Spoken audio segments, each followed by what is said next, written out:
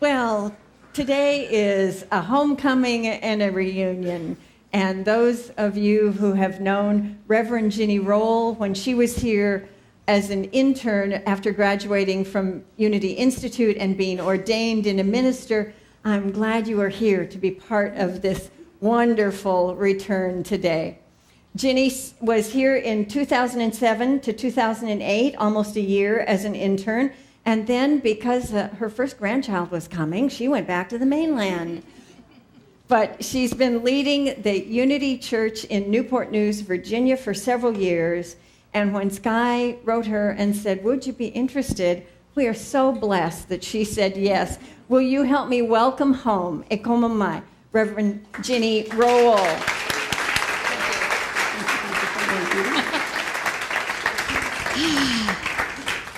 And you know, it really does feel like being home again, because I've never left in my heart what I received from all of you in that year that I was here at Unity Church of Hawaii. And so even though I may have physically left, I never really left.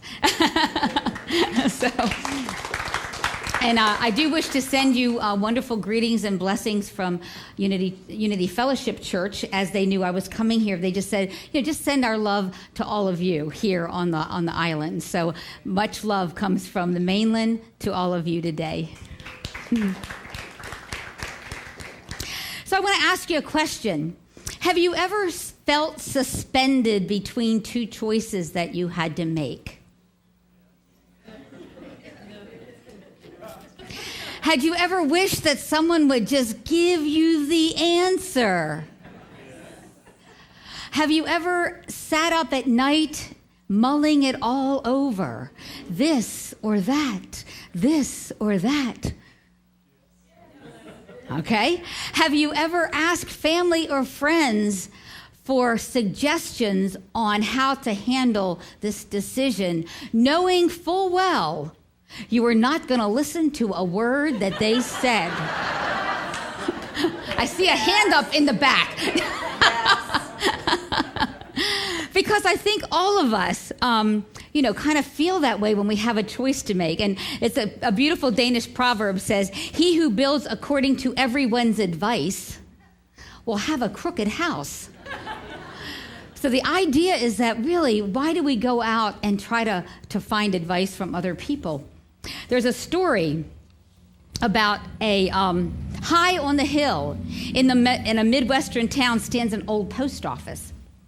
The building just happens to be situated in such a way so that the rain that falls on one side of the roof will go into a stream, into the Great Lakes, and out to the Atlantic Ocean.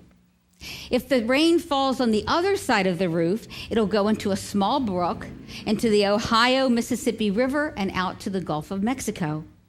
So that little raindrop, that decision, that it goes on this side of the post office or this side, makes quite a difference in its life, doesn't it? Yeah. And so do you ever feel that that's how you are in making a decision, that it's so tenuous that this raindrop could go this way or that way, that the slightest breath of wind can make that difference in where that raindrop goes or where your decision takes you? So I ask you again, how many times have you had that decision to make and really felt confused and not knowing exactly what it is that you were supposed to do? In real estate, if any of you are in real estate, we had a system called the Ben Franklin close. And that was when people were deciding between two houses. And so you would take out a sheet of paper, you'd put a T on it, you'd have advantages, disadvantages, advantages, disadvantages, and you'd write it all out. And then if the advantages outweighed, then you knew exactly which one was the right purchase for the person. But sometimes for us, it just doesn't feel that simple, does it? It feels much more confusing. I know for myself, probably the biggest time that I had a decision to make was whether or not to go to ministerial school and graduate and become a minister through the school, or to stay in my home church and become a minister through my home church. And I was taking a group of YOUers to the village for their conference. And I said, Spirit, you have got to give me a sign about this. because I don't really know what way to go. I mean, I know I want to be a minister, but do I do it this way or do I do it that way? So I'm sitting in the Peace Chapel at Unity Village, and it's a very small little sweet chapel. And I'm saying, okay, God, give me a sign of a rainbow. And I thought, okay, a rainbow. Now, where would I have to see the rainbow? Would I have to see the rainbow outside? Or could the rainbow be on a book cover in the bookstore? Or maybe I'll see the word rainbow, as I'm looking through something that I'm reading, and I got all in my head. Where is it going to be? How is it going to look? Where am I going to find it? What is it going to... And all of a sudden I realized I am so out of sync with my desire, for an answer. Because when we're in our head, we're not really going to get the answer. It has to really come through our feeling nature. It has to come through our heart. So anyway, I was sitting there for a little while after I decided the rainbow thing had just got to go. I went up to a Bible that was in the front of the room, and I opened it up to Revelation 4, verse 1, and it said, "A rainbow surrounded the throne." Now, I got to tell you, that was not in my head. I almost dropped to the ground. It just hit me. My whole being just knew. I knew what the answer was. I knew I had to go back to my church and start making preparations to go out to the ministerial school in Missouri. But I knew it not in my head. It really becomes a feeling thing. And that's truly where we make our decision. It can't be in our head because we'll stay up all night. We will figure out every single possible angle that it's not going to work or it is going to work in our head. But until it comes to us through our heart and we feel that in ourselves, that we really will be able to make the right kind of a decision. I love this little explanation that Emerson says. He says, "There is a guidance for each of us, and by lowly listening, we shall hear the right word. Why choose you so painfully, like when we're trying to make a decision? Certainly, there is a possible right for you that precludes the need of willful selection. For you, there is a reality. For all of us, there is a reality, a fit place. Place yourself in the middle of the stream of power and wisdom, which animates all whom it floats, and you are without effort impelled to truth, to right and perfect contentment." So I'm just here to remind you today that really divine guidance is a natural part of who we are. Because we say there's only one presence and one power active in the universe and in my life. And that's who we are. And it's that universal calling, that universal energy, that universal power and strength that moves in and through us and elects to guide us, if we're open to it, to the right and perfect decisions for ourselves. So that it doesn't have to be quite as hard. It doesn't have to be so much in our mind as it is in our heart. One of the beautiful things about hearing this inner voice, and we call it the still small voice, or that gentle tapping, or a sweet nudge in the direction of our good. It's a never-changing murmur that laps gently upon our consciousness like ripples on the shore of a peaceful lake. Typically, when we're spoken to, from within, it doesn't come as a booming voice from the sky. It's not a Paul experience where you're thrown off the horse. Usually it's a simple, quiet, guiding way, little hints here and there that if we get quiet, we can hear them. But part of our problem is our lives are very, very busy. We have things going on all the time, and so much of the time we can't sit and listen to anything because we're so busy. So I invite you to, if you wish to hear the answers to your questions, to take time in the silence. That's one way, but it's not the only way. It is in the quietness that we hear. It is in the calm persistence that we hear. The inner guidance will not announce itself itself to the intellect, but it's not until we take it to our heart that we really get that guidance to know that we know that we know that this is what we need to do. And God doesn't usually speak to us in logical, calculated forms. We're not going to see that. It's going to be a sweetness, a gentleness. And the reason it's so sweet and gentle is because it's this infinite energy of God that's saying, I want to express through you in this way. Will you let me? And if you make this decision or that decision, is any decision really wrong? Just think about that. Is any decision that we make really wrong? If we are one with God and that God energy is moving through us, could we make a wrong decision? Now, it might be a decision that leads us in one direction or another, just like that drop of rain. But I love what Carolyn Mee says, and I know many of you probably read Carolyn because she's very much into New Thought ideas. But she said one thing one day, and it just stuck with me. She said, if you have a choice to make between either this or that, always pick the thing that's most scary to you. Because in that, you will find the most advancement of your spiritual journey. Because then we're stepping out in faith. We're not playing it safe anymore. We're saying, okay, I'm going to go for that. It's scaring the heck out of me, but I'm going to go for it anyway. And then once we do that, how many of you in your life, when you finally made a decision, and let's say you've really struggled with it, but when you make the decision, it just feels like the world, the weight of the world is lifted off your shoulders. You ever feel that? Okay, we got a hand up over here. Because really that's what happens is once we make that decision, then all of a sudden all of this energy of the universe comes into play to lift us and drive us and direct us and tell us what to do next and next and next and next. And it's a beautiful thing. And when you're in it, it's like being in the flow of that river. It's just guiding you along. It's moving you along. Also, we might find that we get answers through our dreams. Many people have a lot of connection with their dreams and get a lot of information there. In intuitive perceptions, through words of others. It's funny, I have to say this because I know I do it all the time. Like you're in a conversation with a group of people over here, and there's a group of people over here, and you hear something that somebody says over here, and it goes, whoa. Where did that come from? But, you're tuned in to somebody else that's not even in the group you're talking with, but it really strikes you. It strikes a chord. It moves you in some way. You really feel it. How about through the love of others or the inspiration of a story? Or maybe just being out in nature. I mean, the beauty on this island is so phenomenal. Imagine just sitting in that space. I think all of that opens our hearts. It opens our hearts to hear that little nudge or that guidance or that direction from the infinite moving in and through each one of us.